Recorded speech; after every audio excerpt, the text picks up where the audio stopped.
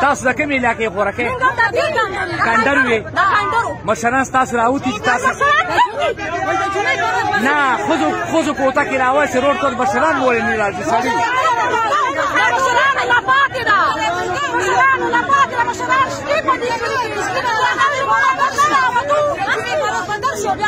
مشران منه سړي مو نه راوځي